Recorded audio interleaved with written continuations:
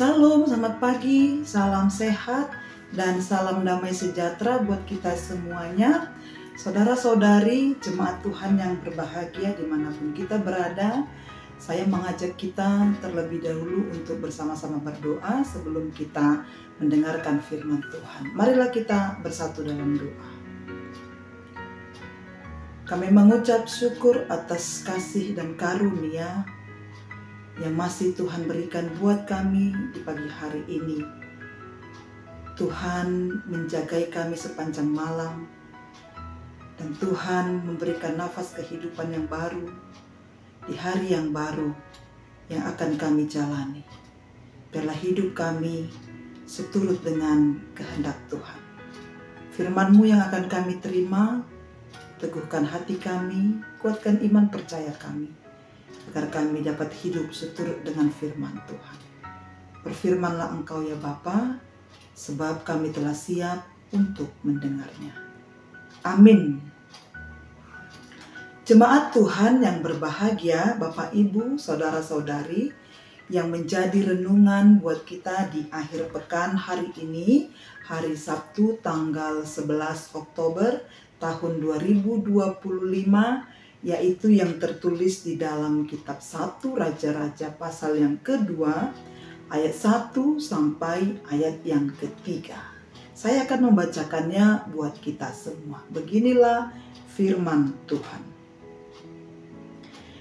Ketika saat kematian Daud mendekat, ia berpesan kepada Salomo anaknya, "Aku ini akan menempuh segala jalan yang fana. Maka kuatkanlah hatimu dan berlakulah seperti laki-laki. Lakukanlah kewajibanmu dengan setia terhadap Tuhan Allahmu, dengan hidup menurut jalan yang ditunjukkannya, dan dengan tetap mengikuti segala ketetapan, perintah, peraturan, dan ketentuannya, seperti yang tertulis dalam hukum Musa, supaya engkau beruntung dalam segala yang kau lakukan dan dalam segala yang kau tuju." Demikianlah firman Tuhan. Bapak Ibu, jemaat Tuhan yang berbahagia, saya memberi judul perikop ini, 3 ayat ini adalah dengan warisan yang berharga. Kita tidak tahu, Bapak Ibu, kapan kita akan dipanggil kembali ke rumah Bapa. Tidak ada satupun yang mengetahuinya. Tetapi rupanya Daud tahu. Lalu apakah wasiatnya ketika dia mengetahui bahwa dia akan menempuh jalan yang fana, bahwa dia akan kembali pulang ke rumah Bapa? Sangat menarik, Bapak Ibu, Saudara-saudari. Wasiatnya itu bukan tentang harta, bukan tentang bagaimana ia akan membagikan peninggalannya kepada anak-anaknya, bukan. Seperti layaknya yang dilakukan oleh orang tua. Walaupun kita tahu bahwa sebagai seorang raja, patutlah atau wajarlah Daud itu memiliki begitu banyak peninggalan.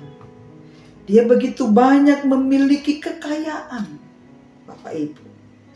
Tetapi menjelang kepergiannya ke rumah Bapa, ternyata wasiatnya bukanlah tentang pembagian harta.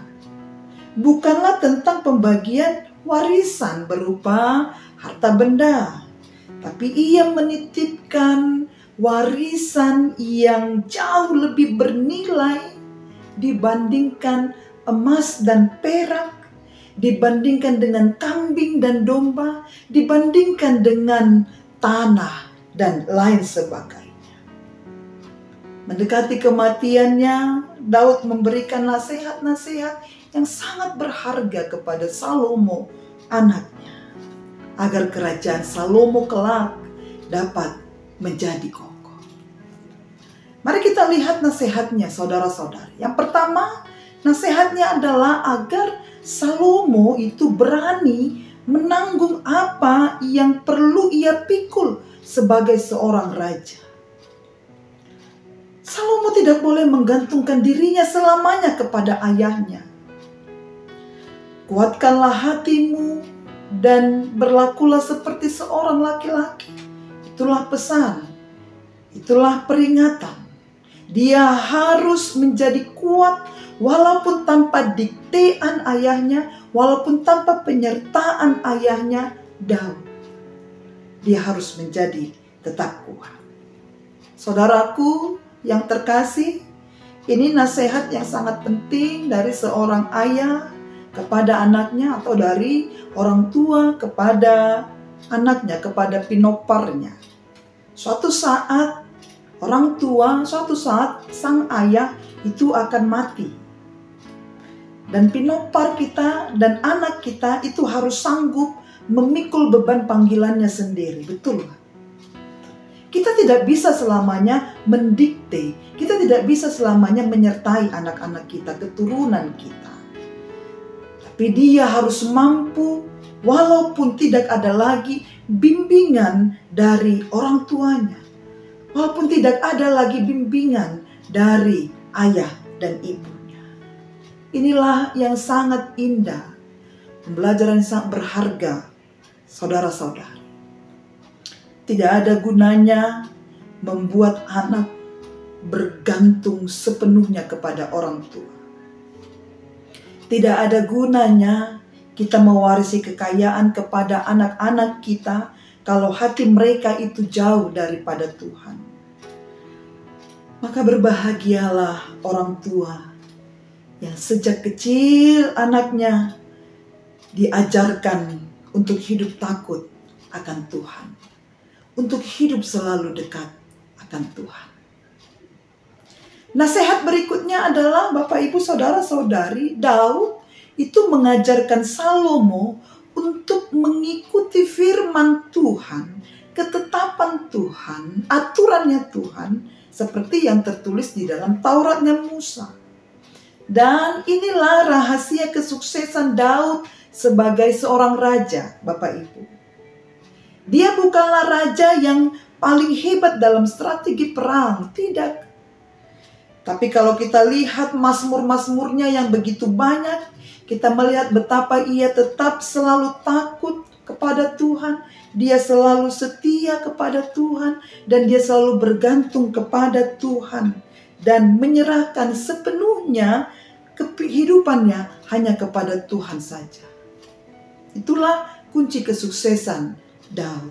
Sebab hanya hikmat Tuhan sajalah yang membuat kita sanggup untuk bertahan di dalam kehidupan ini. Amanginang, saudara-saudari, Bapak Ibu yang terkasih dimanapun kita berada. Ini pembelajaran buat kita sebagai natoras juga, sebagai orang tua. Melalui firman ini kita diajak, mari ajarilah sejak dini anak-anak kita untuk hidup selalu dalam firman Tuhan.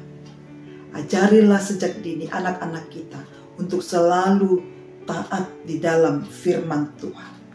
Jadikanlah hidup kita menjadi teladan yang mereka lihat untuk tetap setia kepada Tuhan. Saya ulangi sekali lagi, jadikanlah hidup kita untuk menjadi teladan, untuk tetap mereka lihat, supaya mereka setia kepada Tuhan. Kalau bukan kita orang tua, siapakah yang menjadi teladan bagi anak-anak kita? Siapa yang menjadi patron? Siapa yang akan mereka tiru? Siapa yang akan mereka contoh? Sehingga mereka takut akan Tuhan dan setia kepada Tuhan. Salomo akan ditinggalkan oleh ayahnya. Tetapi Salomo sudah melihat betapa banyak bukti dari kehidupan sang ayah, dari kehidupan Daud. Bagaimana ia melibatkan Tuhan, bagaimana konsistensinya dari awal sampai akhir. Dia tetap setia hanya kepada Tuhan. Dia sudah lihat langsung kesetiaan ayahnya, konsistennya ayahnya tetap setia, dan tetap taat kepada Tuhan. Sebab apakah gunanya kita memiliki seluruh dunia, tapi jiwa kita kehilangan di hadapan Tuhan? Apa gunanya kita mewarisi segala macam harta benda kepada anak cucu kita, pinopar kita, tetapi kalau kita tidak mewarisi mereka dengan nilai kekal, yaitu bagaimana mereka hidup di hadiratnya Tuhan. Maka dari itu, Bapak Ibu Saudara-saudari, jemaat Tuhan yang berbahagia, akan natoras, mari berikanlah warisan yang berharga kepada anak-anak kita, kepada keturunan kita, kepada pinopar kita. Berikanlah warisan yang sangat berharga. Warisan yang berharga itu bukan harta benda yang kita gapai di dunia ini, tapi warisan yang berharga itu adalah bagaimana kita tetap taat dan setia di hadiratnya Tuhan. Kiranya Tuhan menolong kita dan memberi kita hikmat sebagai orang tua, sebagai teladan yang akan ditiru oleh anak-anak kita. Maka berikanlah, persiapkanlah warisan yang sangat berharga buat keturunan kita kelak. Haleluya, amin. Kita berdoa. Terima kasih Tuhan buat firman yang boleh kami dengar di pagi hari ini, menyejukkan iman percaya kami, mengingatkan kami kembali bahwa sejak dini kami harus mempersiapkan anak-anak kami untuk menjadi anak yang takut akan Tuhan, untuk menjadi orang yang setia kepada Tuhan, taat kepada firman dan ketetapannya Tuhan, menuruti segala perintahnya Tuhan.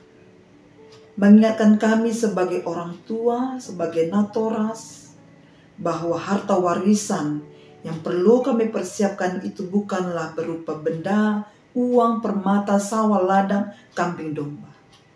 Tetapi warisan yang berharga adalah hikmat dan pengetahuan takut akan Tuhan. Agar kami tetap dapat hidup di hadiratnya Tuhan. Maka ingatkanlah kami, ingatkanlah seluruh orang tua dimanapun kami berada, supaya kami dapat mempersiapkan itu dengan sepenuh jiwa kami. Kami menjadi teladan bagi anak-anak kami. Mereka akan melihat kesetiaan kami kepada Tuhan, konsisten kami, kesetiaan dan kepatuhan kami hanya kepada Tuhan, sehingga mereka juga akan mengikuti tetap setia hanya kepada Tuhan. Kami serahkan hidup kami di akhir pekan ini, di mana Tuhan akan selalu tetap setia mendampingi kami. Kiranya berkenanlah Tuhan memberkati seluruh jemaat-Mu dimanapun mereka berada. Memberkati segala setiap usaha. Jika ada yang dalam penderitaan, kegelisahan, perseteruan, penyakit, tolong Tuhan yang selalu mendampingi mereka. Memberikan mereka damai sejahtera. Jika ada yang dalam tertawa, bersukacita, sempurnakanlah sukacita mereka dalam kasih setianya Tuhan. Ampuni kami dari setiap dosa pelanggaran kami Bapa. Terpujilah nama-Mu hari ini sampai selama-lamanya. Haleluya. Amin. Shalom.